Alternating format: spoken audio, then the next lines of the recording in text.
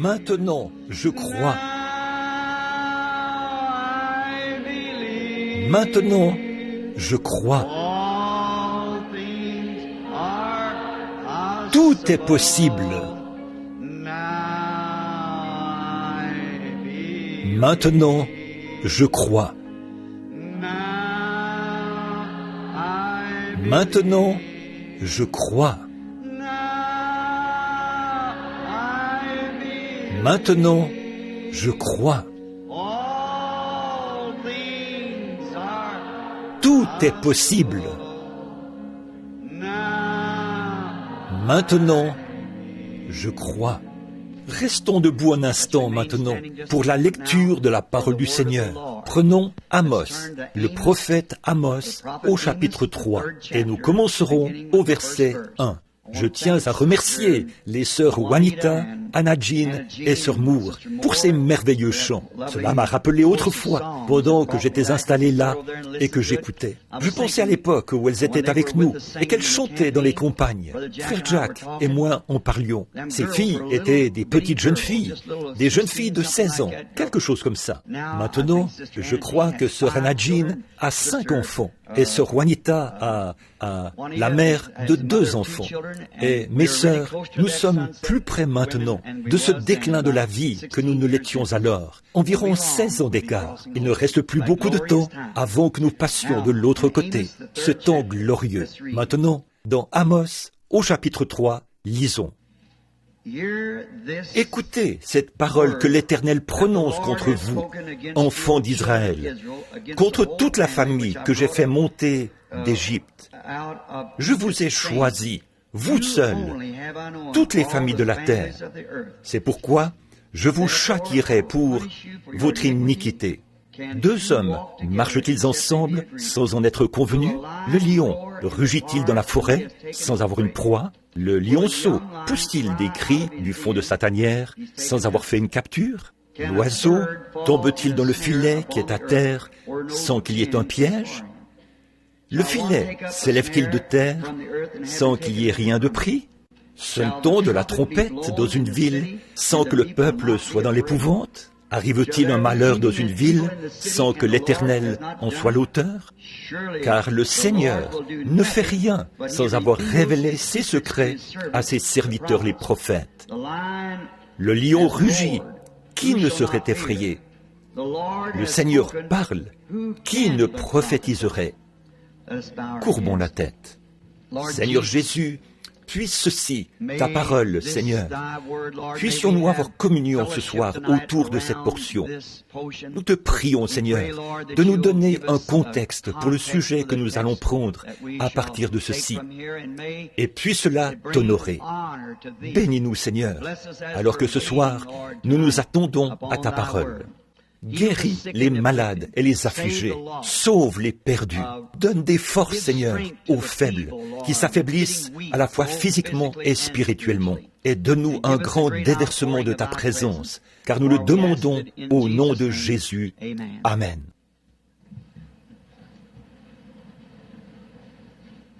J'aimerais prendre comme sujet, à partir de ce texte ce soir, l'amnésie spirituelle. N'oubliez pas, demain, c'est la prière pour les malades.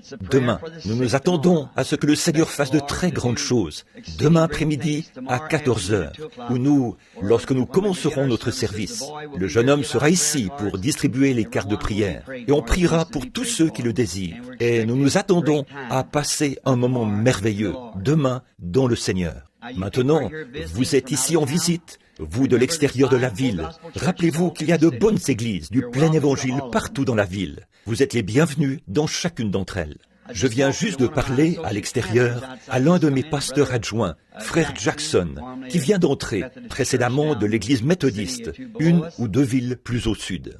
Combien y a-t-il de personnes ici qui fréquentent le tabernacle? Levez la main. Il y en a partout. Oh là là, je suis vraiment content de vous avoir ici. Cette réunion est la plus proche de l'Indiana que j'ai eue depuis un bon bout de temps. Je pense revenir bientôt, dresser une tente et prendre ces 7 dernières trompettes, si le Seigneur le veut. Bon, donc, rappelez-vous demain. N'oubliez pas, demain à 14 heures. Puis notre prochaine réunion commencera la semaine prochaine à Tampa, en Floride. Maintenant, je veux parler de l'amnésie spirituelle. Alors, parlons un peu de ce petit homme, Amos, brièvement, afin d'avoir notre contexte avant d'arriver au sujet. Ceci se passait à l'époque de la grande prospérité à Samarie. Israël avait prospéré. En fait, Israël avait recherché les choses du monde et avait prospéré. La prospérité n'est pas toujours le signe d'une bénédiction spirituelle, mais parfois c'est le contraire. Les gens pensent peut-être que vous devez posséder beaucoup de biens de ce monde pour montrer que Dieu vous bénit. Cela n'est pas vrai. Parfois, c'est l'inverse. Mais nous voyons nous ne savons pas beaucoup de choses au sujet de ce petit homme. Nous n'avons pas de traces historiques mentionnant d'où il venait. Nous savons toutefois, selon l'Écriture, qu'il était berger, mais Dieu l'avait suscité. Je peux m'imaginer cela lors d'une chaude journée là-bas à Samarie, l'une des plus importantes villes touristiques du monde à cette époque-là. Ce serait comparable à, disons, Miami ou Hollywood, Los Angeles, à certains endroits comme ceux-là, des lieux touristiques importants. Et nous pouvons simplement nous l'imaginer là. Il n'était jamais allé dans une ville pareille, mais il avait la parole du Seigneur. Il venait dans cette grande ville où le péché s'amoncelait de toutes parts. Les ministres s'étaient tous éloignés de la parole de Dieu, et il n'avait pas eu de prophète depuis de nombreuses années. Donc, ce petit homme, alors qu'il arrivait au sommet de la colline, situé plus ou moins au nord de Samarie, je peux me l'imaginer sous un soleil brûlant, le visage recouvert d'une barbe grisonnante, sa petite tête chauve qui brillait. Il a plissé ses petits yeux en regardant cette ville en contrebas. Il a plissé les yeux. Il ne regardait pas ce que les touristes voient généralement lorsqu'ils vont dans une ville et qu'ils voient tous les enchantements de sa beauté. Il regardait et voyait ce que cette ville était devenue. Une ville qui était jadis la cité de Dieu et qui était tombée dans une telle décadence morale. Ce n'est pas étonnant que ce petit homme inconnu était Amos, le prophète. Il se trouve que nous ne connaissons pas beaucoup de choses à son sujet. Nous ne savons pas d'où il venait. Les prophètes sont généralement des inconnus quand ils entrent en scène, et ils repartent de la même façon. Nous ne savons pas d'où ils viennent, où ils vont, nous ne connaissons rien de leur passé. Dieu les suscite simplement. Il n'avait pas grand-chose pour attirer les regards, mais il avait « l'ainsi dit le Seigneur ». C'est ça l'essentiel. D'après moi, il va de soi qu'il est venu à Samarie pour commencer sa campagne. Je suis sûr qu'il n'a pas eu de collaboration de qui que ce soit. Il n'avait pas de carte d'association d'une quelconque dénomination. Il n'avait pas de papier pour montrer de quel groupe il venait. Mais il avait une chose, il avait la parole du Seigneur pour cette ville. Je me demande si nous pouvions transporter Amos aujourd'hui jusqu'à notre époque. Je me demande s'il serait bien accueilli dans l'une de nos villes aujourd'hui. Je me demande si nous l'accepterions ou si nous ferions simplement comme eux ont fait. Nous voyons que nos villes sont de la même décadence et nous voyons que le péché est vraiment grand parmi les gens, tout autant qu'à cette époque-là. Et je me demande, ce petit homme inconnu, comment va-t-il commencer sa campagne? Où va-t-il commencer? Dans quelle église va-t-il aller? Ou qui va collaborer avec lui? Il n'avait rien pour montrer d'où il venait. Il n'avait rien du tout, si ce n'est « l'ainsi dit le Seigneur » pour cette ville. Il les a trouvés dans une telle décadence et si corrompus moralement. C'était une époque de grandeur. Les femmes de cette ville étaient devenues presque comme elles le sont aux États-Unis. Elles étaient devenues corrompues. Tout ce que Dieu avait attendu d'elles, elles étaient allées tout à fait dans l'autre direction. Et nous voyons que c'était un endroit remarquable, où on dansait dans la rue. Les femmes se déshabillaient de manière immorale, et tout, comme des stripteaseuses. Bien sûr, en ce temps-là, c'était un divertissement public, mais maintenant, c'est tous les jours. Laissez simplement le temps se réchauffer. Vous n'avez pas besoin d'aller à un spectacle. Elles sont partout dans la rue, n'importe où, de toute manière. Honte à vous, les femmes, de faire une telle chose. N'avez-vous pas honte? Il se trouve que j'ai dit ça à une femme ici il n'y a pas longtemps. Et elle a dit, mais enfin, elle a dit, frère Branham, elle a dit, ça c'est simplement comme les autres femmes. Je lui ai dit, mais nous ne sommes pas censés agir comme les autres. Nous sommes différents. Nous avons un caractère différent. Cela me rappelle une femme qui a dit, « Eh bien, frère Branham, une autre femme a dit, « Je ne porte pas ces shorts. » Elle a dit, « Je porte des pantalons. » Je lui ai dit, « C'est pire. » Ah oui, Dieu a dit, « C'est une abomination à ses yeux pour une femme de mettre un vêtement d'homme. » C'est tout à fait exact. L'une a dit, « Eh bien, ils ne font pas d'autres vêtements. On fabrique toujours des machines à coudre et on vend du tissu. Il n'y a point d'excuse. C'est simplement ce qu'il y a dans le cœur. C'est cela qui ressort. Cela se fait connaître. » Nous voyons donc que dans cette ville, leurs mœurs étaient dépravées. Les prédicateurs avaient peur de dire quoi que ce soit à ce sujet. Mais il y avait ce brave petit homme qui venait, qui traversait la colline. Il venait pour leur dire, « L'ainsi dit le Seigneur. Nettoyez tout ça. Sinon, vous irez en captivité. » Et il a vécu pour voir les jours où sa prophétie s'est accomplie. Il a prophétisé du temps de Jéroboam II, lequel n'était qu'un paria de toute façon. Il montrait une préférence pour les autres nations. Et ce petit Amos a prophétisé et leur a dit, « Ce même Dieu que vous prétendez servir, il vous détruira. » Et il l'a fait. Et si sa voix pouvait se faire entendre ici ce soir, à Birmingham, elle déclarerait la même chose aux églises. Ce même Dieu que vous prétendez servir vous détruira un jour. Je ne parle pas à cet auditoire ici. Ces bandes vont dans le monde entier. Maintenant, rappelez-vous, c'est vrai. Et ensuite, il a découvert, lorsqu'il est venu dans cette ville, que toutes ces choses, je me demande comment il a dû se sentir en voyant cette décadence du peuple de Dieu vers lequel il était envoyé. Je me demande si maintenant nous le recevrions. S'il venait, est-ce que nous collaborerions avec lui? Lui donnerions-nous le meilleur de nous-mêmes? Lui accorderions-nous notre attention? Nous repentirions-nous s'il nous disait de revenir à la parole du Seigneur et d'agir comme le Seigneur nous le demande?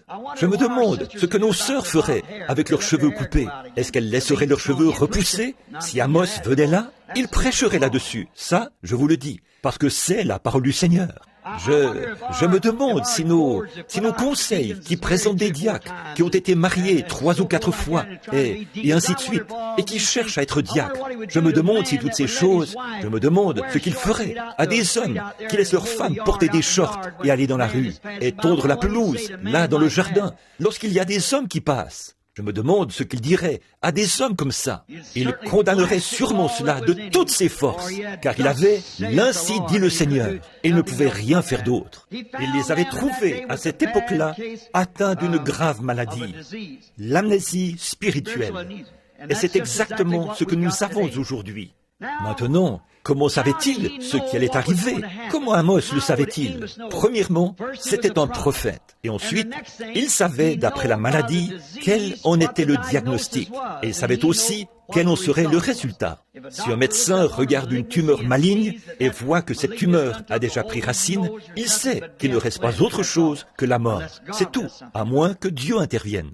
Eh bien, lorsque vous regardez une ville, que vous regardez un peuple, que vous regardez une église, et que vous voyez des gens qui sont si loin de Dieu, il n'y a qu'une chose à diagnostiquer, le péché. Et le salaire du péché, c'est la mort, c'est mourir. Le diagnostic démontre ce que c'est. Vous voyez, lorsque les gens s'éloignent de Dieu et ne veulent pas écouter la parole, lorsqu'ils n'ont plus de désir pour la parole, alors il n'y a qu'un diagnostic pour cela. L'âme qui pêche, c'est celle qui mourra. L'incrédulité vous séparera de Dieu. Exactement. Il a donc su quelle maladie, quel résultat il y aurait lorsqu'il a vu la maladie du péché dans la ville. Maintenant, cette amnésie, on nous dit que c'est qu'elle vous amène à un point où vous n'arrivez plus à vous identifier. C'est donc une chose inhabituelle. Elle ne se produit pas très souvent, mais elle est provoquée par un choc. Il s'agit d'une personne qui ne sait même plus qui elle est.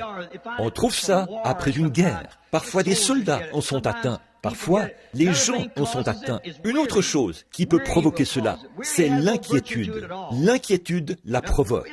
L'inquiétude ne possède aucune vertu du tout. Oui, alors, passez par-dessus l'inquiétude et acceptez la foi. Quelqu'un a dit, « Bon, eh bien, si vous deviez être fusillé demain matin, ne vous inquiéteriez-vous pas ?» J'ai dit, « Non, je ne le pense pas. » Pourquoi? J'ai dit, l'inquiétude ne pourrait qu'aggraver mon état. Alors, quel bien la foi pourrait-elle apporter? J'ai dit, elle pourrait me délivrer. C'est exact, voyez. L'inquiétude ne possède absolument aucune vertu, tandis que la foi a toutes les vertus. Croyez.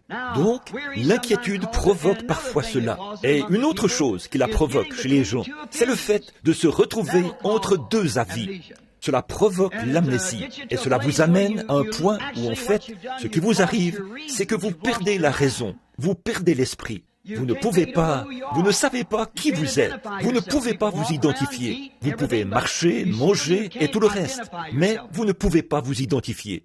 Vous avez fait des études supérieures, vous avez toujours la même instruction, mais vous ne savez pas d'où elle vient, vous ne savez pas qui vous êtes, vous ne connaissez pas votre appartenance. Ça, c'est l'amnésie, d'après ce qu'on nous dit. Nous sommes identifiés avec nos familles dans cette vie humaine par le mariage.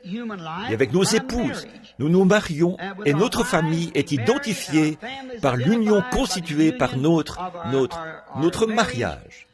Et alors, que penser si cette chose horrible vous arrivait et que vous ne pouviez plus vous rappeler qui vous avez épousé, qui est votre femme, qui sont vos enfants, qui sont votre père et votre mère, qui est votre voisin? Ce serait quelque chose d'horrible.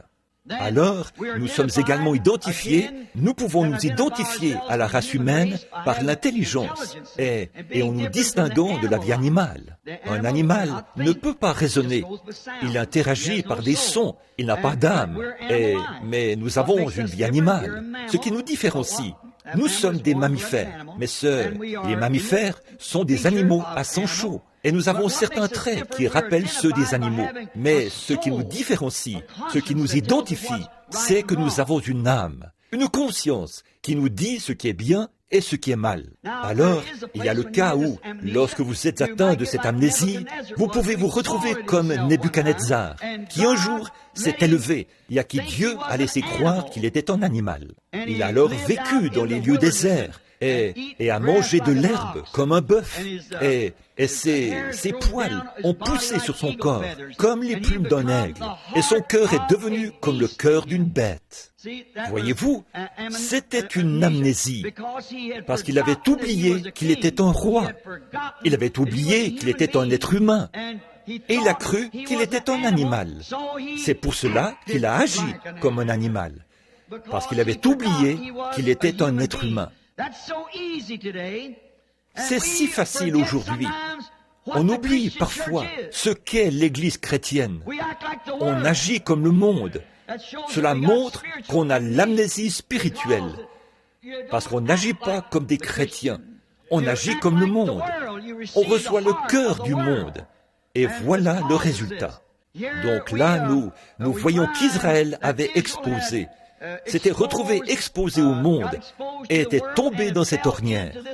Et ce prophète avait été envoyé pour les en faire sortir, s'il le pouvait, et leur dire cela. Dieu, par sa grâce, a choisi Israël parmi toutes les familles de la terre. La grâce avait fait cela. Il leur avait donné la meilleure terre. Il leur a donné des maisons qu'ils n'avaient pas eu à construire. Dieu a fait cela. Il a choisi.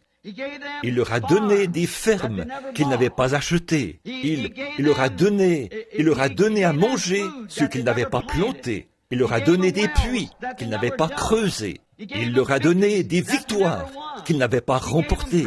Il leur a donné une grâce qu'ils n'avaient pas méritée. Dieu a fait cela par sa grâce à l'égard de ce peuple, Israël, ses élus, ses bien-aimés. Et il a dit dans la Bible, il l'a trouvée dans les champs, une jeune fille assise dans son sang. Il l'a lavée et nettoyée, et tout ce qu'il a fait. Mais après que Dieu eut usé envers elle de toutes ses grâces, et qu'elle fut devenue riche, elle a été frappée d'amnésie, et elle a oublié complètement d'où venaient ces choses. D'après moi, c'est l'image des États-Unis en 1964. On souffre de la même maladie. Nous avons de grandes églises puissantes. Nous sommes un grand peuple puissant. Nous sommes des millions. Et nous avons oublié d'où viennent ces choses. Ils étaient gravement atteints de cette maladie, après que Dieu a été bon envers eux et qu'il les a ramenés de tous les pays païens, qu'il eut fait d'eux un peuple séparé, mis à part pour lui. Et il a dit, il a pris un cep dans un pays et l'a planté dans un autre pays. Il a bien arrangé pour qu'il puisse ensuite produire du fruit, être fructueux. Mais le cep a oublié d'où viennent ces bénédictions. De même, le peuple de Dieu, en ces derniers jours, a oublié ce que voulait dire avoir un témoignage chrétien. C'est de nouveau cette amnésie qui est venue sur les gens. Ils ne peuvent pas s'identifier. Ils ont tout oublié à ce sujet. Ils avaient oublié sa sainteté. Ils avaient oublié sa loi. Les femmes vivaient comme les autres femmes. L'Église de Dieu et son peuple ont toujours été un peuple séparé, un peuple appelé à sortir, un peuple acquis, une nation sainte, un sacerdoce royal, offrant à Dieu des sacrifices spirituels, les fruits de lèvres qui donnent gloire à son nom. Dieu a appelé son Église et l'a séparée du monde précisément dans ce but. Et il leur a donné une loi, et elle doit être sainte. Il a dit, je suis saint, et vous devez être saints. Et sans la sainteté, personne ne verra le Seigneur. C'est Dieu lui-même qui l'a dit. Il avait appelé ce peuple à être ce genre de peuple-là, mais ils l'avaient oublié. Ils avaient oublié ses lois, et ils avaient oublié la moralité. Les femmes dans la rue, les femmes israélites, là, chacune s'attendait à concevoir par la vertu du Saint-Esprit pour enfanter le Messie, bien qu'agissant comme cela. Elle manifestait là un caractère épouvantable. Je veux m'arrêter ici un instant pour dire que c'est la même chose parmi nos gens aujourd'hui qui se disent chrétiens. C'est une question de caractère. Si seulement vous pouviez vous en rendre compte. Une fois dans le sud, j'ai lu une histoire qui s'est passée là-bas, au temps où ils avaient des esclaves. Ils prenaient ces gens et les vendaient au marché, comme vous le feriez d'une voiture d'occasion. Il y avait alors un acheteur, un négociant, qui venait et prenait ces esclaves et les échangeait comme on le ferait avec une voiture ou autre chose. Ces esclaves étaient loin de leur patrie. Ils venaient d'Afrique. Les Boers les avaient kidnappés et amenés jusqu'ici dans les îles, en Jamaïque et autour. Ensuite, ils les faisaient entrer clandestinement aux États-Unis et les vendaient comme esclaves. Nous voyons donc que ces gens étaient tristes. Ils avaient été kidnappés de leur patrie. Ils avaient été pris par un ennemi. Et ils étaient tristes. Ils ne reverraient plus jamais leur mari ou leur femme, ou leur père, leur mère, leurs enfants. Ils étaient absolument... Il fallait les fouetter avec des fouets pour les faire travailler, car ils étaient tristes. Un jour, un négociant est passé dans une certaine plantation et a vu un groupe d'esclaves en train de travailler. Il est entré et a demandé au propriétaire, « Combien d'esclaves avez-vous » Il a dit, « 100. » Il a dit, « En avez-vous que vous aimeriez échanger ou vendre » Il a dit, « Oui. » Il a dit, « Permettez-moi de les regarder d'un peu plus près. » Il est donc allé dans le champ et les a observés. Et il a vu qu'il fallait les fouetter. Au bout d'un moment, il a vu un jeune homme qu'on n'avait pas besoin de fouetter. Il bombait le torse et relevait le menton. On n'avait pas besoin de le fouetter. Alors, le négociant a dit, « C'est cet esclave-là que j'aimerais acheter. » Il lui a dit, « Mais il n'est pas à vendre. » Il a dit, « Alors, qu'est-ce qui fait que cet esclave est différent ?» Il a dit, « Est-ce que cet esclave est le chef des autres ?» Il a dit, « Non, c'est un esclave, rien de plus. » Il a dit, « Alors, vous le nourrissez peut-être différemment ?» Il a dit, « Non, il mange à la cantine avec les autres esclaves. » Il a dit, « Alors, qu'est-ce qui le rend si différent des autres esclaves ?»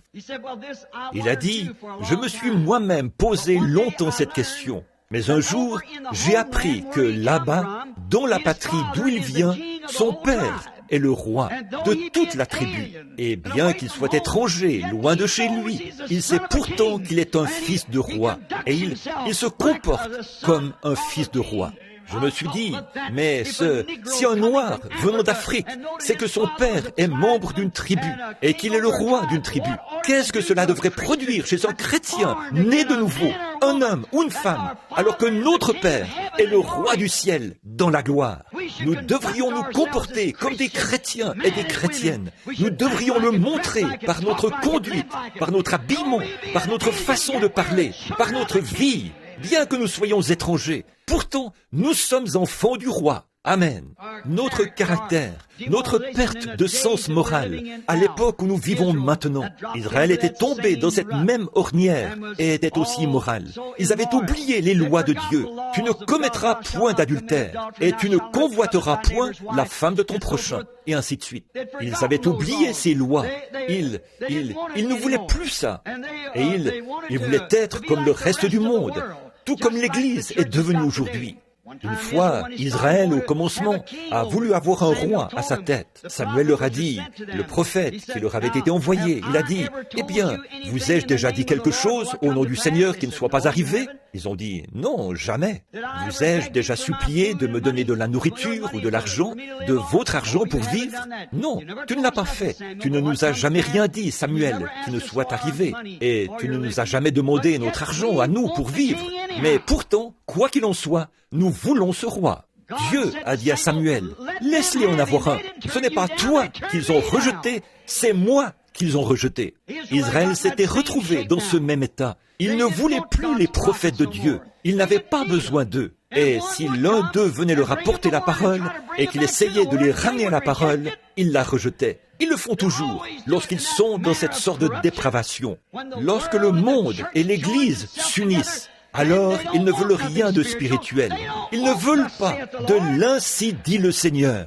Ils veulent ce qu'ils veulent. Ils veulent le monde et dire qu'ils sont chrétiens et vivre dans le monde, vivre avec le monde et vivre comme le monde et maintenir néanmoins leur confession qu'ils sont chrétiens. Vous savez ce que c'est? C'est de l'amnésie spirituelle. C'est exactement ça. Ils ne savent pas qui ils sont. Ils ont oublié ce qu'ils sont censés faire. Si quelqu'un venait comme cela aujourd'hui, il serait rejeté de la même manière. Ils étaient gravement atteints de cette maladie.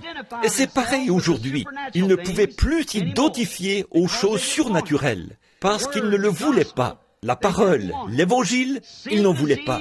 La maladie du péché les avait atteints et ils aimaient cela. Le péché est plaisant pour le cœur non converti. Cela semble bien beau à l'esprit non converti, mais c'est le chemin de la mort. Il ne reste rien d'autre que la mort. Le salaire du péché, c'est la mort. Et vous devez récolter ce salaire. Vous avez semé le vent et vous moissonnez maintenant la tempête. Les signes spirituels et la prédication d'un messager ordonné par Dieu ne les émouvaient plus. Les femmes pouvaient leur rire au visage et dire « Je n'ai pas besoin d'aller écouter ce genre de choses. » C'est bien ce qui se répète encore.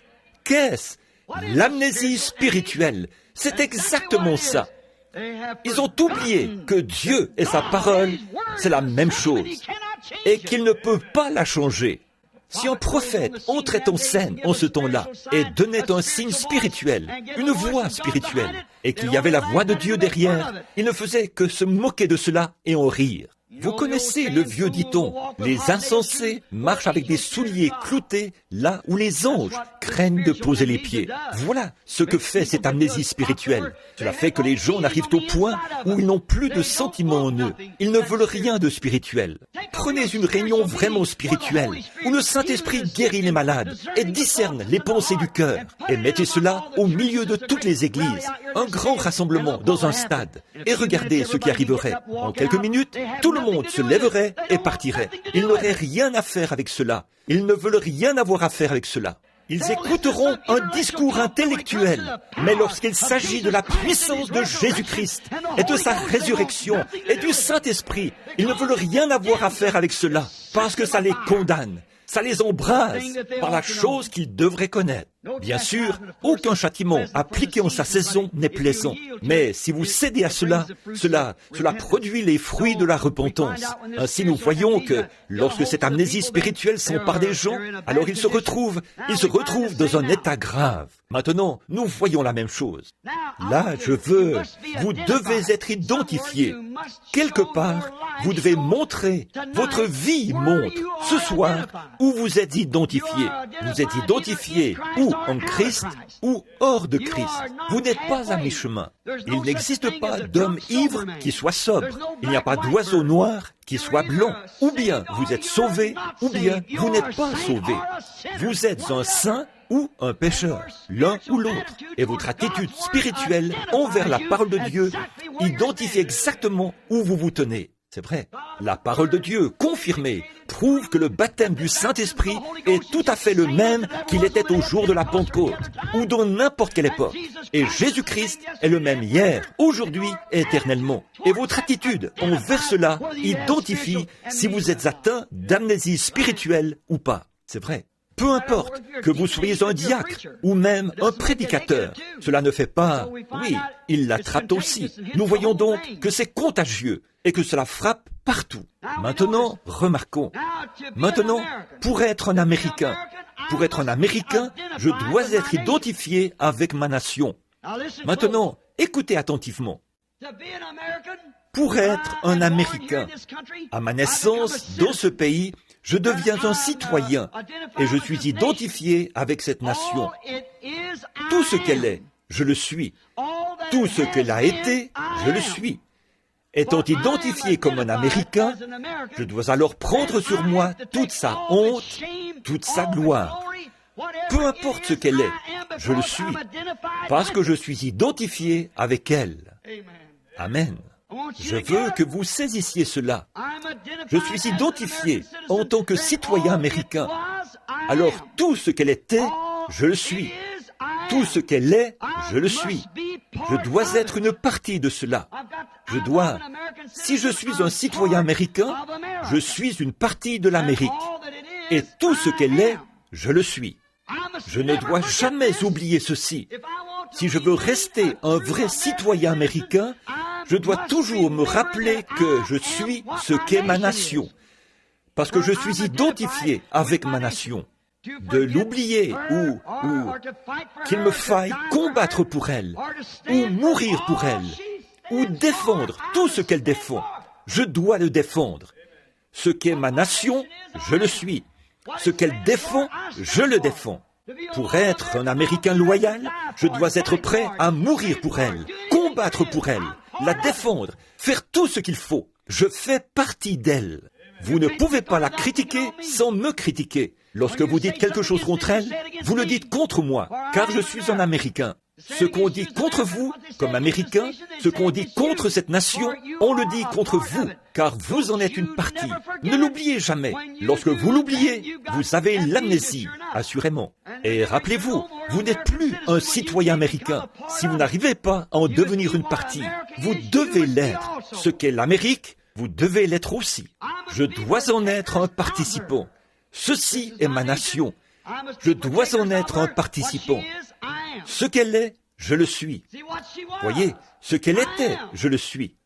Peu importe ce qu'elle était, je suis toujours ce qu'elle était. À titre d'Américain, j'ai débarqué à Plymouth Rock avec elle, avec les ancêtres. J'ai dû le faire. Je suis une partie d'elle. J'ai chevauché avec Paul Revere pour l'avertir du danger. Si je suis un vrai citoyen américain, j'ai débarqué à Plymouth Rock. J'ai chevauché avec Paul Revere pour l'avertir du danger. Comprenez-vous ce que je veux dire maintenant? J'ai traversé le Delaware glacé avec George Washington, avec ses soldats nu-pieds. J'étais là car je suis identifié avec cette nation. Ce qu'il a fait là était une partie de moi. Ce que je fais maintenant est une partie de lui. J'étais identifié avec Washington au Delaware. Je me suis tenu aux côtés de Stonewall Jackson, que les probabilités de réussite étaient si faibles, et qu'on lui a demandé « Comment peux-tu te tenir comme un mur de pierre, alors que tes probabilités de réussite sont faibles ?» Ce petit homme timide, aux yeux bleus, a donné un coup de pied dans la poussière avec ses bottes, et il a dit « Je ne bois jamais un verre d'eau sans remercier le Dieu Tout-Puissant. Je dois me tenir avec lui, comme un mur de pierre. » Je me suis tenu là, avec Stonewall Jackson. Pour être américain, j'ai été identifié avec lui et sa prise de position. Traversant le Delaware, livrant des batailles. J'ai hissé le drapeau. J'étais avec eux lorsqu'ils ont hissé le drapeau sur Guam. Après que des milliers de soldats américains ont donné leur vie. Et quand ce petit groupe est arrivé là et a commencé à hisser le drapeau, j'ai été identifié avec la montée de ce drapeau. Chacun d'entre nous l'a été. Tous les citoyens américains ont été identifiés avec ce drapeau qui flottait sur Guam. Lorsque j'ai entendu dire qu'on avait hissé ce drapeau là-bas, des larmes ont coulé sur mes joues. C'était moi, c'était vous, c'était nous tous, lorsque nous avons été identifiés là-bas avec cela. Tout ce qu'elle est, je le suis. Toute sa gloire est ma gloire. Toute sa honte est ma honte. Si elle a fait des choses honteuses, je devrais regarder, supporter son opprobre. Si elle reçoit la gloire, je reçois la gloire avec elle, car je suis identifié avec elle. Maintenant, pour être identifié, un Américain doit prendre position pour toute la honte de l'Amérique, toute la gloire de l'Amérique, tout ce qu'elle a jamais été, tout ce qu'elle est ou tout ce qu'elle sera. Vous êtes identifié avec cela. Alors, pour être un vrai chrétien, vous devez être pareil. Nous ne voulons pas oublier cela. Tout ce qu'il était, je suis identifié avec lui. Je suis identifié avec lui. Remarquez, il est en moi et je suis en lui. Alors, remarquez, chaque chrétien qui est un véritable chrétien, était avec lui lorsque les étoiles du matin éclataient au chant d'allégresse et que les fils de Dieu poussaient des cris de joie avant qu'il y ait une fondation du monde. Nous étions identifiés dans les sphères immortelles avec Dieu 10 millions d'années avant même que le monde soit formé. J'étais là-bas avec lui. Si j'ai la vie éternelle, j'étais là-bas avec lui. J'étais identifié avec lui, alors que les étoiles du matin éclataient en chant d'allégresse et que les fils de Dieu poussaient des cris de joie. J'étais avec lui lorsqu'il a appelé Abraham, alors qu'il était âgé de 75 ans et que sa femme avait 65 ans et qu'il lui a dit qu'ils allaient avoir un bébé. J'étais avec lui lorsqu'il a pris position sur l'Ainsi dit le Seigneur. Je vais avoir ce bébé. Je me suis tenu à ses côtés. Tous les autres chrétiens se sont tenus à ses côtés. J'étais avec lui lorsque sont venues ces tentations. J'étais avec lui lorsqu'il est monté sur la montagne pour offrir Isaac. J'étais avec lui lorsque le bélier est apparu. J'étais avec Joseph lorsqu'il était rejeté par ses frères, parce qu'il était spirituel et que les autres étaient charnels. J'étais avec lui quand il a connu l'opprobre qu'il a dû supporter de la part de ses propres frères. Ce qu'il était, je le suis. Ce que je suis, il l'était. Car nous sommes tous un en Jésus-Christ. J'étais avec Joseph dans sa caverne, sa tombe. J'étais avec lui lorsqu'il est allé à la droite de Pharaon. Vous avez dû être identifié avec lui. J'étais avec Jacob ce soir-là, lorsqu'il a lutté toute la nuit avec l'ange. J'ai lutté moi-même. Je sais ce qu'il a traversé. J'ai donc lutté en même temps que Jacob, car je suis son frère. J'étais avec Moïse lorsqu'il est allé en Égypte. J'étais avec Moïse au buisson ardent. Si vous êtes un chrétien, vous êtes identifié avec ces personnages de la Bible. Ne l'oubliez pas. J'étais avec Moïse lorsque tous les gens se sont retournés contre lui. J'étais avec Moïse lorsqu'il a traversé la mer Rouge, lorsqu'il a levé la main et qu'il s'est mis en route et que la mer Rouge s'est ouverte. J'ai été identifié en Christ à ce moment-là et j'ai été avec Moïse à cette heure-là. Quoi que les chrétiens aient été, quoi que les croyants aient été, chaque croyant est maintenant identifié avec cette même personne. Quoi que cela soit, vous devez être identifié. Ne l'oubliez pas. Quand cela arrive, vous avez l'amnésie spirituelle. Vous avez oublié qui vous êtes. Donc, identifié avec lui, avec Moïse, lorsqu'il a traversé la mer. J'étais avec Élie du temps d'Akab, lorsqu'ils ont dû choisir qui ils serviraient, Dieu ou Balaam. Nous étions avec lui sur la montagne du Carmel, lorsqu'il a dû choisir, car nous sommes identifiés dans le corps du même Dieu que celui dans lequel il était identifié. Si nous sommes donc identifiés dans ce corps, nous devons nous rappeler que nous étions là, avec lui. C'est vrai. Bon, j'étais avec David lorsqu'il était rejeté par ses propres frères. J'étais avec David. Vous l'étiez aussi. Si vous êtes un chrétien, vous devez être identifié dans son rejet. J'étais avec les enfants hébreux dans la fournaise ardente, lorsque le feu n'a pas pu les brûler à cause de la présence du quatrième homme. J'étais avec Daniel dans la fosse aux lions. J'ai été identifié là, lorsque l'ange du Seigneur l'a identifié là, dans la fosse. J'étais assurément avec lui au calvaire.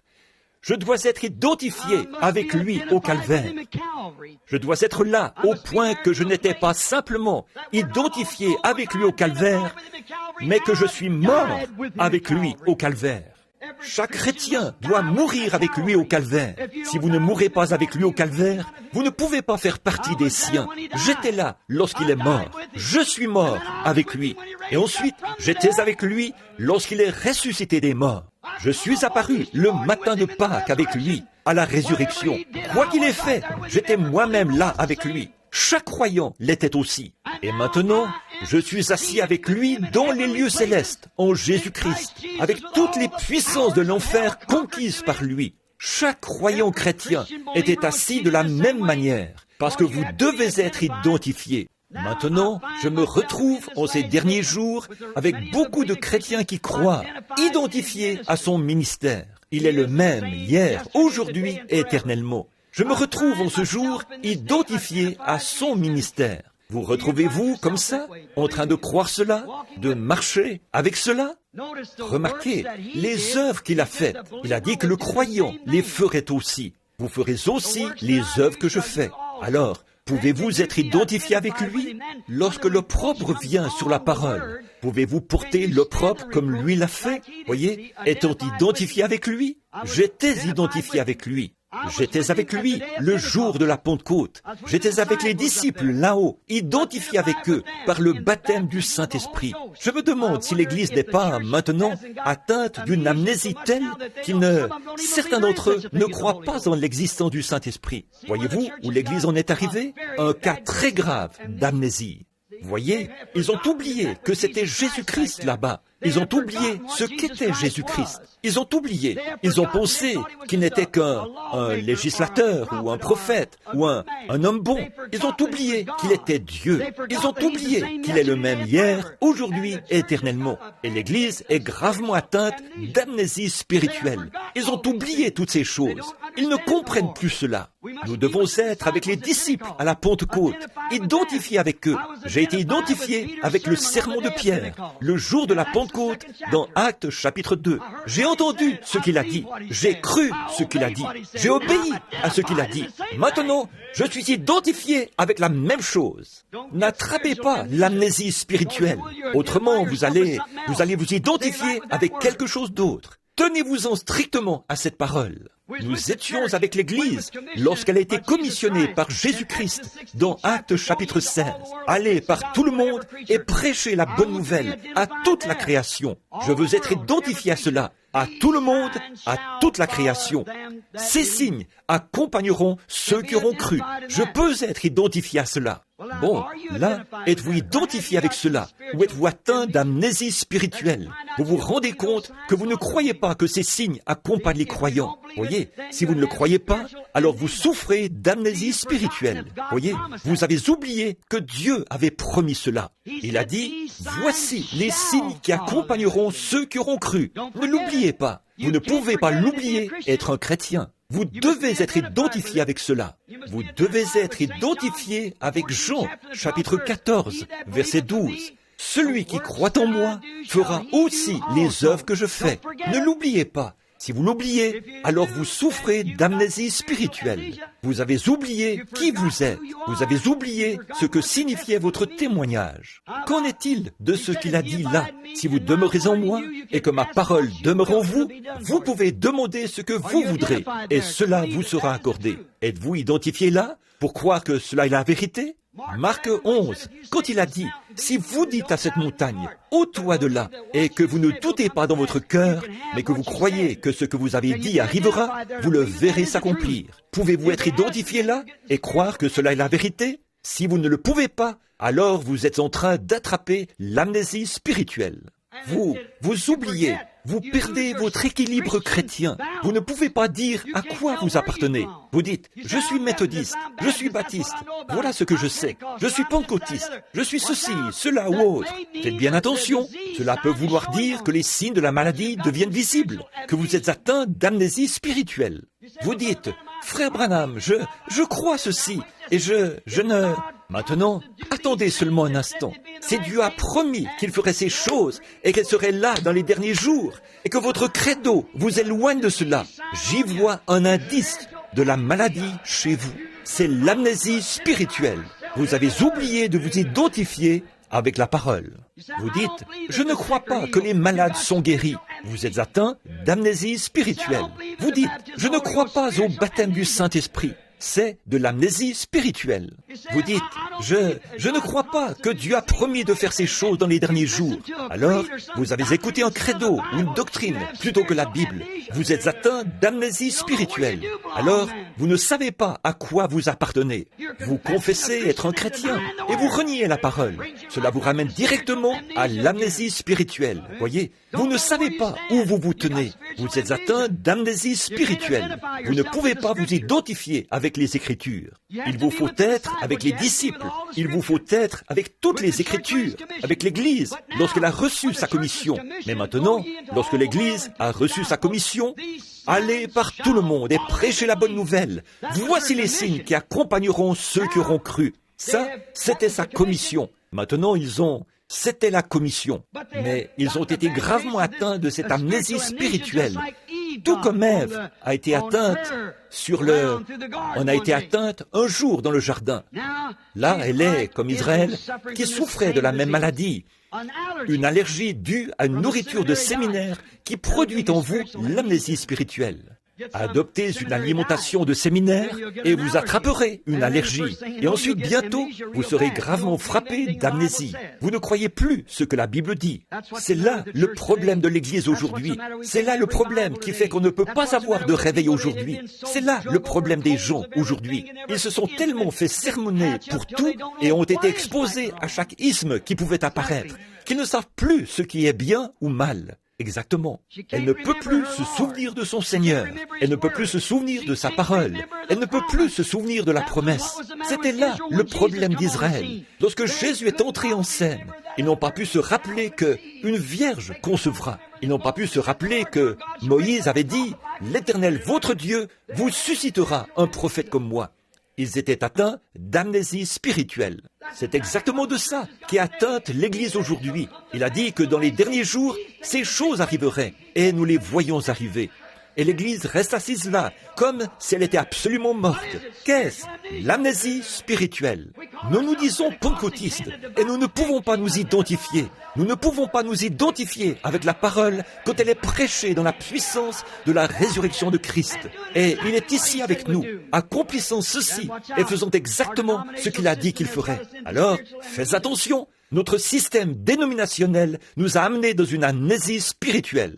Nous en souffrons. Nous ne savons pas à quoi nous appartenons. On apporte nos papiers de cette église à une autre église, et cet isme-ci, et cet isme-là. Voyez, ce dont nous avons besoin de nouveau, c'est qu'un autre Amos apparaisse sur la scène, avec l'ainsi, dit le Seigneur. Le recevrions-nous? Nous ferions à peu près comme eux. Ils ne l'ont jamais reçu. Ils ne le recevraient pas aujourd'hui. C'est à peine s'ils pouvaient entrer quelque part pour y prêcher. Effectivement, parce que l'Église souffre de cette amnésie spirituelle. Alors, pourquoi? Dieu a promis que dans ces derniers jours, lorsque le Fils de l'homme paraîtra, selon Luc chapitre 17, que le signe qui est survenu à Sodome arriverait pareillement. Et les gens le voient, et certains ne le croient même pas. Ils pensent que c'est de la télépathie. Ils pensent que c'est un esprit du diable. Qu'est-ce? Ils souffrent d'amnésie spirituelle. C'est tout à fait exact. Ils ne peuvent pas comprendre le Seigneur. Jésus-Christ est le même hier, aujourd'hui et éternellement. Ce qu'il était alors, il l'est maintenant. Mais qu'est-il arrivé? Nous ne pouvons simplement plus nous identifier avec la parole. Pourquoi? Elle ne sait pas si elle est un club ou si elle est une église. Elle ne veut pas être appelée un club et elle ne peut pas être appelée une église. Parce que pour être appelée une église, elle devrait s'identifier avec Christ. Cela provoque en elle l'amnésie spirituelle. Et elle ne veut pas être appelée un club. Ainsi, ce n'est pas l'église pentecôtiste, l'église méthodiste, l'église baptiste. C'est le club pentecôtiste, le club méthodiste et le club baptiste. Parce qu'elle ne peut pas être identifiée avec la parole. Et lorsque la parole est manifestée, ils ne la croient toujours pas. C'est une maladie. l'amnésie spirituelle. Ils ne peuvent pas s'identifier. Ils ne savent pas à quoi ils appartiennent. C'est exact. C'est exactement comme lorsqu'on hybride quelque chose. Comme je l'ai souvent dit, l'un des êtres les plus stupides que j'ai jamais vus, c'est le mulet. Voyez, c'est un hybride. Voyez, sa maman était une jument et son papa était un âne. Il ne sait même pas à quoi il appartient. Voilà, vous pouvez le croiser et obtenir un âne, et puis, ou plutôt obtenir un mulet. Mais ce mulet ne pourra pas se reproduire à son tour. Voyez, vous ne pouvez rien lui apprendre. Il est têtu. Vous ne pourrez jamais rien. Il va rester planté là, avec ses grandes oreilles. Et il attendra qu'arrive le jour le plus long de sa vie, juste avant de mourir, pour vous lancer une ruade. Voilà tout. Il attend toujours le moment propice pour vous attaquer, s'il le peut. Et cela me rappelle de nombreux soi-disant chrétiens hybrides. Ils ont hybridé l'Église, jusqu'à ce qu'ils attrapent la maladie de l'amnésie spirituelle. Ils ne peuvent rien reproduire. On parle du maïs hybride. Le maïs hybride n'est rien du tout. C'est la pire chose que vous puissiez mettre dans votre bouche. Tout ce qui est hybride. C'est pour ça qu'il vous faut prendre ces petites plantes de serre chaude et les choses hybrides et les vaporiser, les soigner et les dorloter. Pourquoi? Parce qu'elles ne peuvent pas se protéger des bestioles.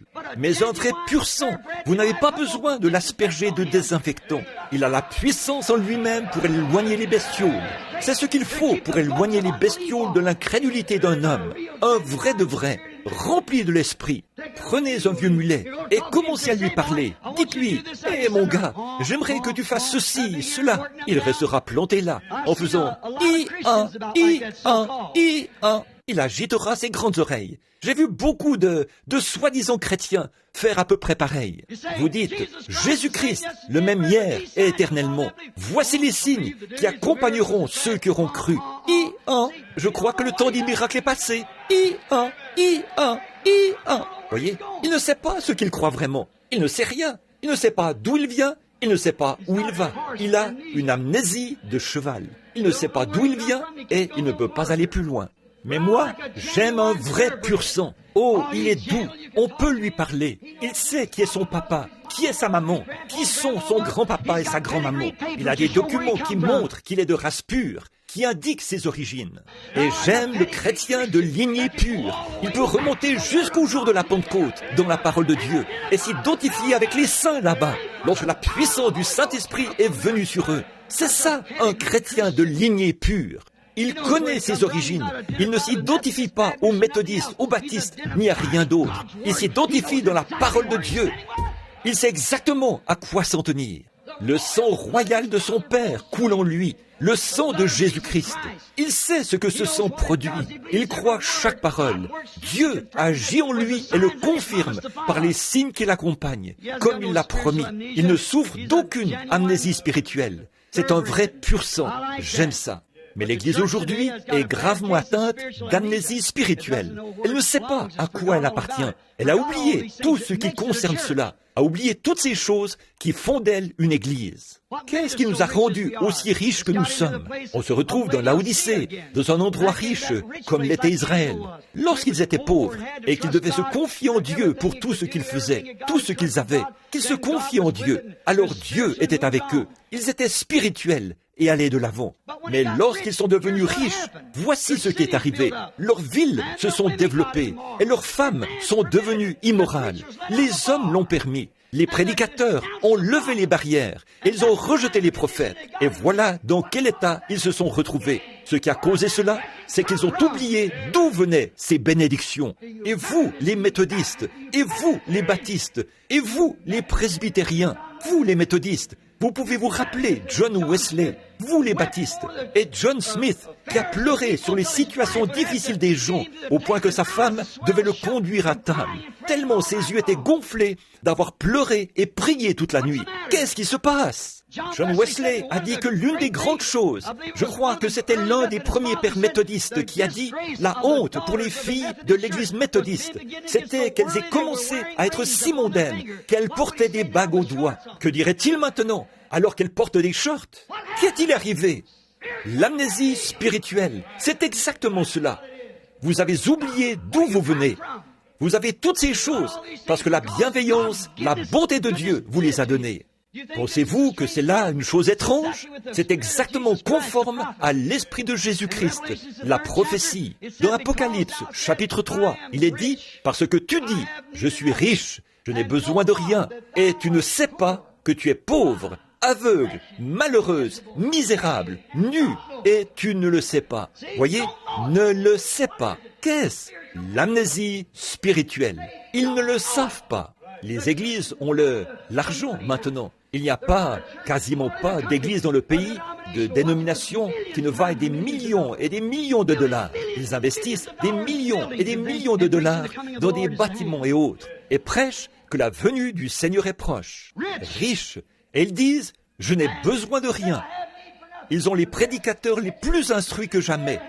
Ils connaissent la théologie plus que jamais. Et ils ont les bâtiments les plus grands dans les meilleurs endroits de la ville. Ils ont reçu le feu vert pour faire tout ce qu'ils voulaient faire. Et ensuite, qu'est-ce qu'ils ont fait? Ils ont attrapé l'amnésie spirituelle et ont oublié que c'était Dieu qui avait fait cela pour eux, tout comme Israël. Et la Bible a prophétisé. Jésus-Christ a envoyé son ange à Jean et a dit que ce dernier âge de l'Église serait atteint de cette amnésie spirituelle. Ils étaient misérables, rappelez-vous. Ils pensent qu'ils sont grands, ils pensent qu'ils ont quelque chose. Mais il a dit qu'ils étaient misérables, malheureux, pauvres, aveugles et nus, et ne le savaient pas. Et il n'y a pas moyen de le leur dire. Maintenant, s'il y avait un homme dans la rue ici, couvert de honte, ou une femme nue dans la rue, aveugle, ce serait lamentable d'être dans cet état. Mais alors, qu'ils avaient tout leur bon sens, qu'ils savaient qui ils étaient, qu'ils sont des êtres humains et sont censés porter des vêtements, eh bien, vous allez là, ce sont des êtres humains, censés être identifiés à la race humaine. Et là, ils sont misérables, malheureux, pauvres, aveugles et nus. Et vous allez vers lui en disant, « Frère, mais vous êtes nu. Bon, écoutez, je suis le docteur Untel. Occupez-vous de vos propres affaires. Je vous dis que j'appartiens à telle et telle chose. Vous n'avez pas le droit, espèce d'exalté, de me dire quoi que ce soit. Dites-leur, c'est mal pour un homme de faire cela, et pour les gens de faire les choses qu'ils font. Et ils vous feront savoir que leur prédicateur a les idées larges. Voyez, qu'est-ce que c'est? C'est qu'ils ont oublié les commandements du Seigneur Jésus. Alors qu'ils descendent faire les signes et les prodiges qu'il a dit qu'il ferait. Ils ne veulent pas le croire. C'est de l'amnésie spirituelle. Voyez, ils ont oublié. Et ils sont nus et ne le savent pas. N'en sont pas conscients. Ils pensent, pourvu que j'appartienne à l'Église, c'est tout ce qu'il faut. Oh frère, cela ne veut pas dire plus pour Dieu que d'être franc-maçon ou autre chose. De n'importe quel autre club, d'être rattaché à l'Église, cela ne veut rien dire pour Dieu. Il faut que vous soyez des fils et des filles de Dieu. Il faut que vous soyez nés de Dieu. Et Dieu est la parole. Lorsque je deviens une partie de mon Père, je deviens tout ce qu'est mon Père. Lorsque vous devenez une partie de Dieu, vous devenez Dieu dans sa plénitude, sa parole intégrale. Vous la croyez entièrement. L'amnésie spirituelle. Qu'arriverait-il si vous ne saviez pas que votre nom était ce qu'il est, et si vous êtes, que vous venez d'une bonne famille, ce que je vous souhaite, si vous venez d'une famille de gens bien, que va-t-il arriver si vous oubliez votre nom de famille, que vous allez quelque part et que vous avez une conduite scandaleuse? Ils disent, ne vous appelez-vous pas Jones, ou quel que soit votre nom? Eh bien, je ne sais pas qui j'étais, voyez? Alors vous voyez, c'est terrible d'être comme ça, de se retrouver dans ce terrible état. Eh bien, c'est justement là où l'Église est arrivée. Elle est censée être la représentation de Jésus-Christ. Mais elle a oublié cela, parce qu'on a injecté en elle des credos et des dénominations qu'ils ont acceptées à la place de la parole. Elles sont nues, aveugles, misérables, et ne le savent pas. Il n'y a pas moyen de le leur dire. Il se peut que je ne revienne plus à Birmingham, mais voici une fois où ils vont l'entendre. Voyez, c'est vrai, je ne suis responsable que de semer la semence. C'est Dieu qui la dirige vers le terrain où elle est censée aller. Oubliez, oui, ils ont oublié la parole de la promesse. Ils ont oublié. Israël était dans cette sorte de pétrin lorsque Jésus est arrivé. Il avait oublié. Ils avaient regardé. Oh, ils ont dit qu'ils croyaient qu'un Messie allait venir. Mais lorsque le Messie est venu et qu'il s'est identifié par la parole, ils avaient tellement de traditions qu'ils ont annulé l'effet de la parole de Dieu.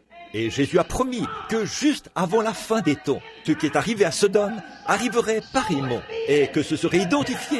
Et les gens sont si traditionnalistes qu'ils ont annulé l'effet de la promesse de Dieu par leur tradition. L'amnésie spirituelle. L'amnésie spirituelle, c'est exactement ça. Voyez, ils ont oublié ces choses. Oh, je fais partie de ceci. J'ai fait ceci. J'ai dansé par l'esprit. J'ai fait ceci. Oh là là, là là, cela n'a rien à voir, rien du tout. Comment pouvez-vous être un chrétien et nier la parole? Vous ne le pouvez pas.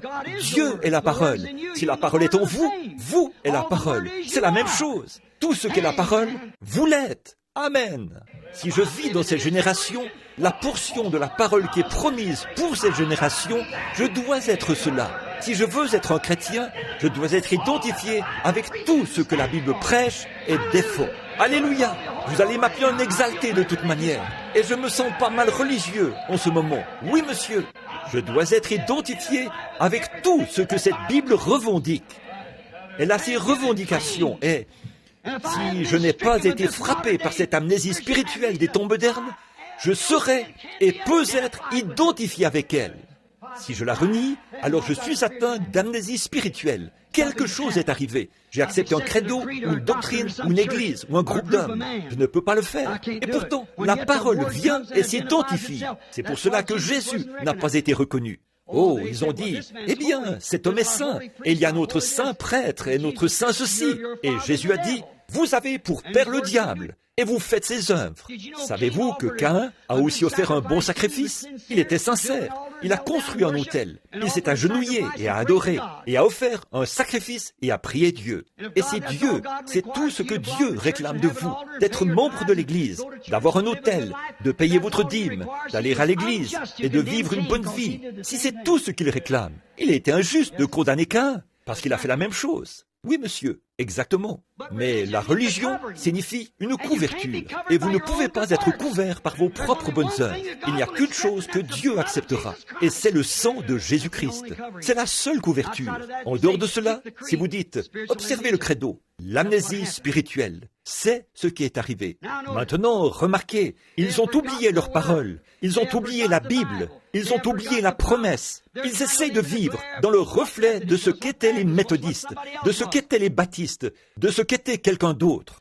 Voici la promesse du jour, et Dieu qui la prononce par sa parole, et la confirme de nouveau, et prouve que c'est ainsi, et il ne la croit pourtant pas. L'amnésie spirituelle, c'est tout à fait exact, complètement amnésique. Il ne la croit absolument pas du tout. Un soldat français, on m'a raconté une petite histoire, juste avant que nous terminions. Je ne savais même pas que c'était si tard. Il me reste encore 10 pages de notes ici. Je les prendrai une autre fois. Remarquez, un soldat français. Ils avaient un groupe de soldats qui rentraient de l'armée, et ils étaient atteints de cette amnésie. Celle-ci provient d'un choc sur le champ de bataille. Ils avaient mis sur pied un programme et ils ont annoncé que les gens qui avaient des bien-aimés manquants pouvaient téléphoner afin de venir voir s'ils pouvaient reconnaître ces garçons. Pas d'espoir pour eux. Peut-être qu'un ou deux parmi eux ont pu être reconnus. Ensuite, on a pris les autres et on voulait les mettre dans un sanatorium où ils allaient devoir rester jusqu'à la fin de leur vie. Ils gravissaient la colline, le train avançait et ils se sont arrêtés à une gare. Ils ont permis aux garçons de descendre pour se dégourdir les jambes. Les gardes sont allés sur la colline pour les surveiller parce qu'avec l'amnésie, eh bien, on devait les surveiller. Ils ont alors observé un jeune homme qui était là. Il est sorti et a commencé à regarder le réservoir d'eau. Il a parcouru de regard toute la colline. Il s'est frotté le visage et il a observé. Puis il a regardé de nouveau et il a vu ce réservoir d'eau. Il a regardé autour de lui, là, à la gare, et il a commencé à marcher. Plutôt que de l'arrêter, le garde l'a suivi. Il a gravi la colline, a descendu un petit sentier, a tourné à droite, a gravi une autre petite colline et il est arrivé à une petite cabane en rondin. Il a regardé. Un vieil homme est sorti sur la galerie, sa canne à la main. Il est sorti et il l'a pris dans ses bras. Il a dit, « Mon fils, je savais que tu reviendrais. On m'a dit que tu étais mort, mais je savais que tu reviendrais. » Et le garçon est revenu à lui. Son amnésie l'a quitté. Il a pu identifier qui il était. Il savait que c'était son père. Ô soldat de la croix, qui a été traumatisé par tellement d'instructions, tellement de chocs par les dénominations et les credos et les choses du monde, pourquoi ne te mets-tu pas simplement à l'écart pendant quelques instants pour regarder dans la Bible? Peut-être que tu regarderas de côté et d'autre, puis tu pourrais te retrouver identifié comme croyant dans la parole un de ces jours.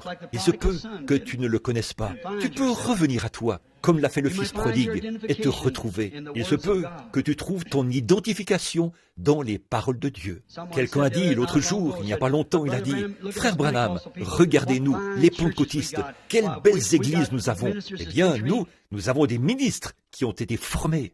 Écoutez, lorsqu'un homme épouse sa femme, il ne fait pas confiance à sa beauté. Non, il fait confiance à la fidélité de son vœu, sa parole. Il ne fait pas confiance à sa beauté, il fait confiance à sa fidélité. Et c'est comme ça, lorsque vous vous mariez avec Dieu, vous ne placez pas votre confiance dans une belle église que vous pouvez construire, mais dans la promesse de Jésus-Christ qui a dit « Je suis le même, hier, aujourd'hui et éternellement ». Le croyez-vous? Courbons la tête, juste un instant.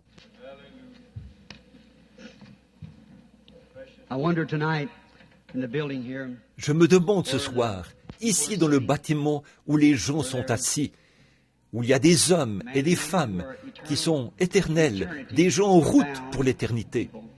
Et vous savez qu'un jour ou l'autre, vous devrez rencontrer Dieu.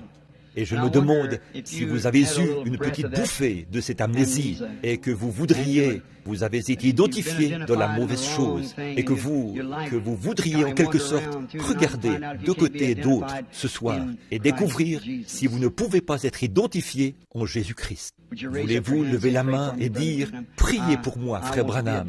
Je veux être identifié comme un vrai chrétien, un vrai croyant. Que Dieu vous bénisse. Que Dieu vous bénisse. Soyez bénis. Oh oui, partout. Que le Seigneur Dieu vous bénisse. Quelqu'un en haut, au balcon, dites, frère, je crois vraiment que c'est la vérité. Je crois, comme chrétien, que nous ne sommes pas des chrétiens comme ceux qu'il y avait dans le temps.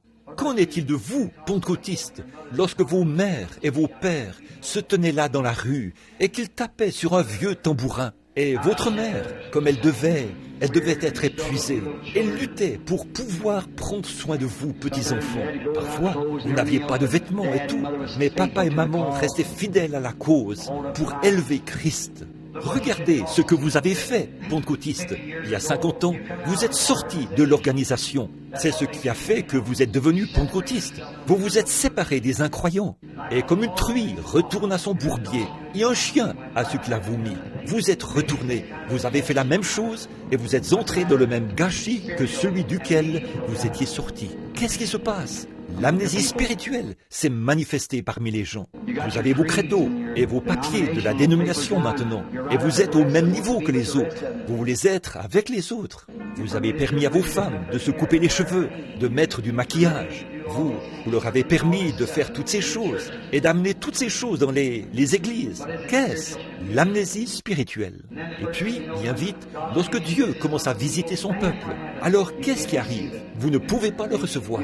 Voyez-vous, vous avez été tellement malade à cause de cette amnésie. Voyez, vous n'avez rien entendu d'autre. Ne pensez-vous pas que vous devriez vous éloigner juste quelques instants de ce credo et prendre la Bible et voir comment un chrétien est censé être identifié? Voici les signes qui accompagneront ceux qui auront cru. Dans Actes, Pierre a dit « Repentez-vous, chacun de vous, et soyez baptisés au nom de Jésus-Christ pour le pardon de vos péchés, et vous recevrez le don du Saint-Esprit, car la promesse est pour vous et pour vos enfants et pour tous ceux qui sont au loin, en aussi grand nombre que le Seigneur notre Dieu les appellera. » S'ils vous disent que cela n'est pas ainsi, alors votre pasteur est atteint d'une grave amnésie spirituelle. Il ne peut pas se trouver identifié avec cette église-là, non pas une organisation, mais une église, un corps mystique de Christ. Maintenant, le Saint-Esprit est ici. Il est ici pour faire exactement ce qu'il a promis qu'il ferait. Maintenant, alors que vous êtes ici, la tête inclinée, continuez simplement à prier. Laissez le Saint-Esprit parler lui-même. Vous pouvez voir si n'importe qui sait que la promesse, ce qu'elle est pour ce jour. Maintenant, vous qui avez un besoin, ce soir, vous, beaucoup parmi vous ont levé la main. Avant que vous le fassiez, je me demande, alors que nous sommes ici et que nous prions sincèrement pour les malades, je me demande si vous pouvez vous éloigner de cette incrédulité, de cette dénomination, de ce credo qui vous dit que ces choses ne sont pas ainsi, de celui qui vous dit que cela vient du diable. Quand ils font cela, ils ne seront jamais pardonnés. ni dans ce monde, ni dans celui à venir. Et si ceci était la vérité, pensez-y. Et si ça l'était, alors vous vous retrouvez où? Voyez, vous n'avez pas besoin de l'exprimer à haute voix. Il vous suffit de le croire dans votre cœur. Et il y a des gens ici qui croient cela. Je me suis tenu là, ces 2 derniers soirs, accablé de soucis, en me retenant et en me mordant la langue, pour ne pas dénoncer cela ouvertement. Souviens-toi, mon ami, c'est entre toi et Dieu. Et si c'était faux, ce que tu es en train de penser, tu sais ce qui va arriver, tu ne seras jamais pardonné pour cela. L'amnésie spirituelle, tu vas continuer comme ça jusqu'à ta mort éternelle. L'incrédulité, celui qui ne croit pas est déjà condamné. Maintenant, priez pour votre maladie. Dites, Seigneur Jésus, tu as promis. Peut-être y a-t-il des nouveaux venus ici qui n'ont jamais été là auparavant. Jésus a promis ce qui arriva. Je vais prendre un passage de l'Écriture. Du temps de Lot, lorsque Dieu a été manifesté dans un corps de chair. Et le peuple, Abraham, le groupe élu, le groupe qui avait été appelé à sortir. Et le nom d'Abraham a été changé en Abraham. Alors il a vu la parole faite chair. Et celle-ci a discerné les pensées qui étaient dans le cœur de Sarah. Et lorsque la semence royale d'Abraham est apparue, c'est ce qu'il a fait. Et ils l'ont appelé un démon. Il a dit, maintenant, lorsque le Saint-Esprit viendra, il fera la même chose. Il a dit, maintenant, il y a le pardon pour vous, quand vous m'appelez ainsi. Mais lorsque vous parlerez contre le Saint-Esprit, il n'y aura plus de pardon. Maintenant, puisse-t-il venir, dans sa puissance, parmi cet auditoire, où que vous soyez, et, avec son discernement spirituel, montrer qu'il est la parole. Et s'il y en a ici qui souffrent de cette amnésie, qu'ils soient sans excuse, avant qu'on fasse cet appel à l'autel. Que le Seigneur Dieu nous aide. Maintenant, avec la tête inclinée, priez avec respect. Voyez, il y a une dame assise là devant moi. Elle a porté les mains à son visage. Elle souffre de la colonne vertébrale et elle est aussi atteinte de nervosité. Elle souffre de l'estomac et elle est assise là devant moi maintenant. Et afin qu'elle puisse reconnaître cela, elle ne vient pas d'ici. Elle vient d'une ville qui s'appelle Macon. Oui. Croyez-vous que Dieu puisse me dire qui vous êtes? Vous êtes mademoiselle Ayers. Si c'est juste, levez la main. Je vous suis inconnu. C'est vrai, n'est-ce pas? Maintenant, vos ennuis sont terminés. Jésus-Christ, vous avez touché son vêtement. Il vous a guéri. Maintenant, croyez-le simplement. Il y a un homme assis au fond du bâtiment. Il recherche le baptême du Saint-Esprit. Il veut le baptême de l'Esprit. Il se tient là, devant moi. Lui non plus n'est pas d'ici. Il vient de la Caroline, de Charlotte. Son nom est Lipo. Croyez de tout votre cœur, et Dieu vous remplira du Saint-Esprit, mon frère, si vous le croyez.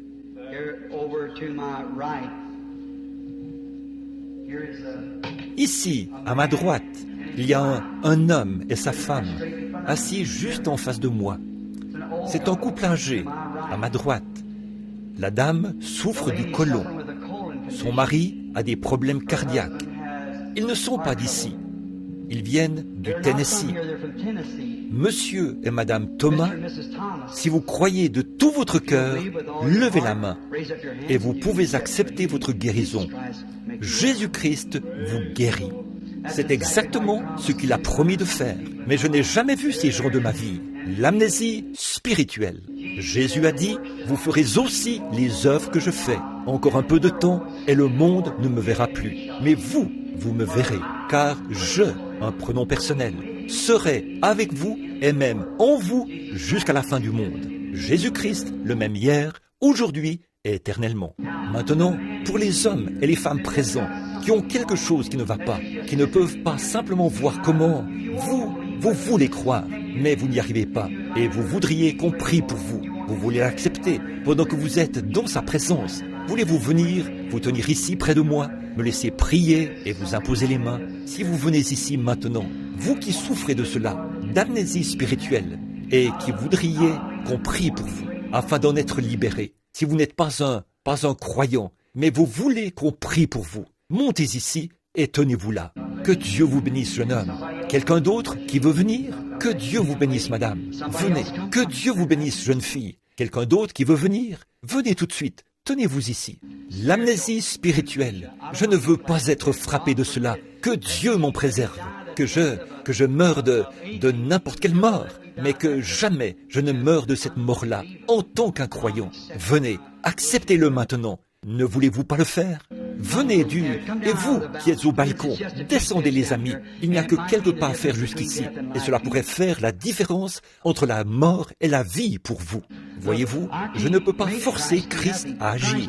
Il n'y a rien que Christ est obligé de faire, sauf une chose. Il est obligé de tenir sa parole. Il doit faire cela pour être Christ, pour être Dieu. Il doit tenir sa parole. Maintenant, rappelez-vous, si vous n'êtes pas sûr de votre expérience, pourquoi ne pas venir maintenant? Si vous êtes simplement membre d'une dénomination, si vous êtes un petit-fils pentecôtiste, Dieu n'a pas de petits-enfants. Il a des fils et des filles, mais pas de petits-fils et de petites-filles. Voyez-vous, Dieu n'a pas ça. Il a simplement des fils et des filles. Et vous savez que vous n'en êtes pas un. Vous avez peut-être parlé en langue, vous avez peut-être dansé, vous avez fait tout ceci. C'est en ordre. Je n'ai rien contre cela. Mais néanmoins, si vous avez toujours cette amnésie spirituelle, alors avancez-vous. Venez vous tenir ici. Prions à ce sujet. Qu'en dites-vous? Membre d'église, membre d'une église dénominationnelle, sans plus. Pourquoi ne venez-vous pas ici afin que nous nous débarrassions de cela tout de suite? Je ne veux pas quitter Birmingham ici en sachant qu'un jour, lorsque le jugement arrivera et que je devrais alors me tenir devant vous, rappelez-vous, je vais vous rencontrer de nouveau. Si je ne vous rencontre plus jamais ici à ce propos, ou je vais vous rencontrer au jugement, et il me faudra répondre de ce que j'ai dit ce soir. Alors, écoutez, repentez-vous les amis, repentez-vous, quittez ça, sortez de là, venez maintenant. Cela devrait pousser chaque femme aux cheveux coupés dans ce pays ou dans ce lieu à s'avancer maintenant. C'est tout à fait vrai. C'est que vous n'avez pas assez de grâce pour sincèrement dire « Je veux me laisser pousser les cheveux, frère Branham. Il faudrait... Eh bien, je n'ai pas la grâce pour le faire. Eh bien, vous dites, est-ce que cela a quelque chose à voir avec ça? Il n'y a pas longtemps, un très grand prédicateur est venu vers moi en disant, j'aimerais vous imposer les mains, frère Branham. Il a dit, tout le monde vous considère comme un prophète. J'ai dit, mais je n'ai jamais dit que j'étais prophète. Il a dit, mais les gens vous considèrent comme tel. Vous êtes toujours en train de démolir les femmes. Concernant le port des shorts, un pentecôtiste. Et il a dit, concernant le port des shorts et le fait qu'elle se coupe les cheveux et tout. Il a dit, ça ne vous regarde pas. J'ai répondu, alors, ça regarde qui? Et il a dit, ces personnes, pourquoi n'apprenez-vous pas à ces femmes comment être, comment avoir de grands dons spirituels, comment aider les gens, plutôt que d'essayer? Il a dit, elles vous considèrent. Ce que vous leur diriez, elles vous croiraient. Il a dit, pourquoi ne leur dites-vous pas comment avoir de grands dons pour aider les gens, plutôt que de toujours les condamner? J'ai dit, comment puis-je leur enseigner l'algèbre alors qu'elles ne veulent même pas apprendre leur alphabet? Voyez-vous? Il vous faut commencer par la base. Vous repentir ou périr. Alors, faites comme vous voudrez. Vous repentir ou périr. Jésus-Christ s'est parfaitement identifié ici, soir après soir. Et ce soir, nous l'avons consacré au salut. Il n'y a que quelques pas à faire pour venir ici. Et j'ai amplement de temps. Souviens-toi, Birmingham, ton sang n'est pas sur moi. Je suis innocent. Et si vous avez vraiment le Saint-Esprit, vous avez une occasion de venir maintenant.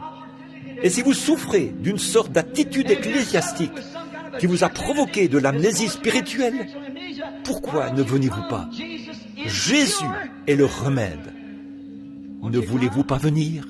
Bon, quelques personnes ont quitté le balcon. J'attendais pour voir où elles allaient, si elles allaient sortir ou venir à l'hôtel. Vous qui êtes ici en bas, venez tout autour. C'est ça. Vous qui êtes ici, venez autour de l'hôtel et dites, j'en ai fini avec ceci. Oui, elles étaient en train de descendre. 2 dames. C'est bien. Venez jusqu'ici maintenant. Il n'y a encore que quelques pas à faire. Et ces pas pourraient faire la différence. Bon, regardez, je veux vous demander quelque chose. Et s'il venait ce soir? Oh, vous dites, il ne vient pas. Je ne sais pas s'il vient ou pas. Ceci est le dernier signe. Souvenez-vous, c'est « Ainsi dit le Seigneur ». Avez-vous déjà entendu prononcer ces paroles sans que ce soit vrai? Vous êtes en train de voir votre dernier signe. C'est conforme aux Écritures. Vous avez vu votre dernier signe, vous de la Pentecôte. Donc, ne confondez pas cela avec ce qu'il a promis à Israël après l'enlèvement. Ce n'est pas pour vous. À ce moment-là, vous êtes fini. Voyez? Maintenant, c'est votre jour. Maintenant, c'est votre signe. Maintenant, c'est le moment pour vous. Ne rejetez pas cela. Ne le faites pas. Vous feriez mieux de vous avancer. Vous croyez que je suis le serviteur de Dieu? Souvenez-vous, Birmingham, je n'ai jamais rencontré de gens plus sympathiques. Vous êtes les gens les plus sympathiques que je voudrais rencontrer dans ma vie. Mais vous avez besoin d'un réveil. Vous êtes en train de mourir. Vous êtes en train d'attraper l'amnésie spirituelle. Vous êtes en train de mourir. Ne faites pas cela. Ravivez ce que vous avez. Ranimez-le de nouveau, rapidement, avant que Jésus ne vienne. Très bien. Pendant qu'il continue de venir, qu'il continue simplement de venir jusqu'à ce que nous ayons tous ceux que le Seigneur appelle ici. Venez maintenant. Débarrassez-vous de cette amnésie. Le grand médecin est ici maintenant pour vous guérir, pour enlever cela. Il a prouvé qu'il était ici. Combien veulent l'attester en levant la main, en disant « Je le crois vraiment, qu'il a dit qu'il ferait ceci. » Voyez, maintenant, il est ici. Voyez. Vous croyez. Et combien savent que je vous dis la vérité, que vous êtes en train de mourir et que vous avez besoin d'un réveil. Voyez, c'est la vérité.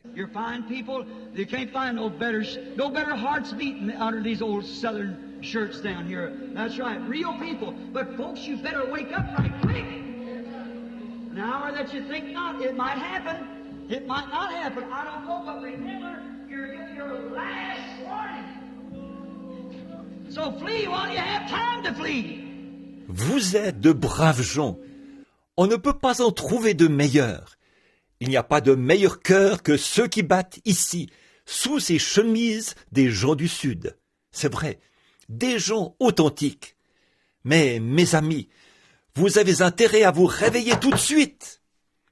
À l'heure où vous n'y pensez pas, cela pourrait arriver. Cela pourrait ne pas arriver, je ne sais pas. Mais rappelez-vous, vous recevez votre dernier avertissement. Alors fuyez, tant que vous avez le temps de fuir. Venez maintenant, tant qu'il y en a qui viennent, je vais continuer à attendre, parce qu'il se pourrait, une seule âme vaut 10 000 mondes. Et aussi longtemps que les gens se laissent convaincre, j'aimerais voir que ceci se transforme en un grand réveil qui s'installe dans toutes les églises par ici. Si seulement vous pouviez faire cesser vos différences et rejeter votre égoïsme et accepter le Saint-Esprit. Vous avez déclaré que vous le croyez, vous avez déclaré le croire, et lorsqu'il vient s'identifier, alors vous vous séparez l'un de l'autre. Pourquoi ne pas unir nos cœurs avec la parole de Dieu et croire la vérité? C'est ça, vous allez simplement continuer de mourir, et vous allez entrer tout droit dans la Odyssée. Exactement ce qu'il a promis. Ce sera ainsi. Ne voulez-vous pas venir maintenant? Voici maintenant le jour. Voici maintenant le temps favorable. Observez ce que le Saint-Esprit va faire. Now, I want all the ministers here that's interested in these people come pray with me too. Come up here. All ministers that's interested in these people, come. Just come right around, get in among the people. Maintenant, je désire que tous les ministres ici, qui s'intéressent à ces personnes, viennent aussi prier avec moi. Venez ici, tous les ministres qui s'intéressent à ces personnes. Venez ici autour. Venez parmi les gens. Un ministre ou un accompagnateur spirituel, une bonne accompagnatrice spirituelle, qui veut se tenir là avec ces femmes. Je veux croire de tout mon cœur que le Saint-Esprit va venir dans cet endroit, ici même, en ce moment, et simplement s'identifier lui-même parmi ces personnes. Maintenant, permettez-moi d'abord de donner des directives à ces personnes ici. Maintenant, mes amis, quelle que soit la raison pour laquelle vous êtes ici, il le sait. Et je peux vous le prouver. Il prendra une personne après l'autre, vous amènera ici, sur cette estrade, et il n'y aura pas une seule chose qu'il ne fera pas connaître. Cela se passe ainsi, en effet, depuis que je suis un jeune garçon. Ce don n'est pas remis en question. Mais la question est, pouvez-vous le recevoir? Le croyez-vous? Il est ici maintenant. Eh bien, s'il est ici, alors la seule chose, c'est qu'il tient sa parole. Donc, croyez simplement que vous le recevez. Acceptez-le. Levez-vous et dites, Seigneur Dieu, je suis ici pour l'accepter. Et restez simplement là jusqu'à ce que cela arrive. Comme Buddy Robinson l'a dit une fois dans un champ de maïs, il a dit, Seigneur, si tu ne me donnes pas le Saint-Esprit, lorsque tu reviendras, tu trouveras là un tas d'ossements. Il était tout à fait sérieux. Et vous n'allez rien recevoir de Dieu à moins d'être poussé à bout. Bon, avez-vous remarqué la récolte d'aujourd'hui? Avez-vous remarqué ce que nous faisons aujourd'hui? Nous, en fait, nous avons suffisamment de Dieu en nous pour venir sur l'estrade et dire « Oui, peut-être que je ferais mieux de m'avancer là. » Or ça, c'est ce qu'on expérimente dans le monde entier. Oui, je ferais bien d'y aller, me tenir là. Vous dites « Eh bien, je ne sais pas. Me voici, voyez. Quel endroit où se trouver? Il n'y a pas de feu qui brûle. Il n'y a pas d'enthousiasme. Il n'y a pas de « Allez, vas-y !» Et en tant qu'évangéliste, cela me tue de voir le peuple de Dieu dans cet état-là. Nous sommes censés brûler d'ardeur. Mais vous voyez, qu'est-ce que c'est? C'est exactement ce que je vous ai dit. Apocalypse 3. Vous êtes tiède. Et il a dit, parce que vous êtes tiède, alors je vais vous vomir de ma bouche. N'est-ce pas vrai? C'est ce qu'il a dit. Et s'il l'a dit, c'est ce qu'il va faire. Alors, ne faisons pas partie de cette foule-là. Vous êtes ici, avec des besoins. Recevons-le, sinon mourrons ici même. C'est vrai, recevons-le, sinon mourrons. Maintenant, mon cher frère, ma chère sœur, si je pouvais descendre pour vous aider à faire quelque chose, je le ferais volontiers. Maintenant, par un don, je peux vous dire pourquoi vous êtes ici. Je peux vous dire ce qu'il y a par le Saint-Esprit, par l'Esprit de Dieu. Je peux vous dire pourquoi vous êtes venus, ce que vous avez fait, quel sera l'avenir, ou quelque chose comme cela. Mais ça ne va pas régler la question. Il faut que vous acceptiez ceci, vous-même. Il faut que ce soit vous. Maintenant, êtes-vous prêts? Levez la main et dites « Je suis prêt. Je suis prêt à mourir ici même. » Mais ne le faites pas, à moins que ce soit vraiment votre intention. Je suis prêt à mourir ici même ou à obtenir ce que je désire de Dieu. Amen.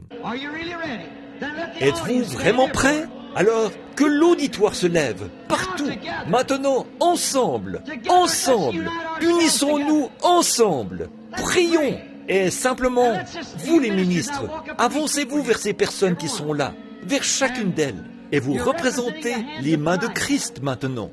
Vous qui voulez le Saint-Esprit, vous qui voulez cette expérience, non pas une excitation remplie d'émotions. Vous voulez le Saint-Esprit, la vie, le germe de vie à l'intérieur de vous. Et vous voulez vous débarrasser de cette amnésie qui fait que vous ne pouvez pas vous identifier. Vous ne savez pas où vous vous tenez. Vous ne savez pas ce que vous êtes. Débarrassons-nous-en tout de suite. Il y a une nouvelle naissance ici pour vous. Une réelle, une authentique nouvelle naissance. Maintenant, imposons les mains à ces personnes. Levons tous les mains et prions d'un commun accord. Père céleste, au nom du Seigneur Jésus, fais, Seigneur, qu'au nom de Jésus-Christ, le Saint-Esprit vienne ce soir, ce samedi soir, comme quand le Saint-Esprit est descendu comme un vent impétueux, que ces personnes soient baptisées dans le Saint-Esprit, que le feu et la puissance de Dieu ne les quittent pas. S'ils sont là demain matin, puissent-ils rester jusqu'à ce que le Saint-Esprit vienne. C'est ça qu'il faut, c'est ça, le voilà, c'est le Saint-Esprit qui vient. Je l'ai déjà fait, je sais ça. C'est tout. Croyez-le maintenant. Acceptez-le. Soyez remplis de ces bénédictions.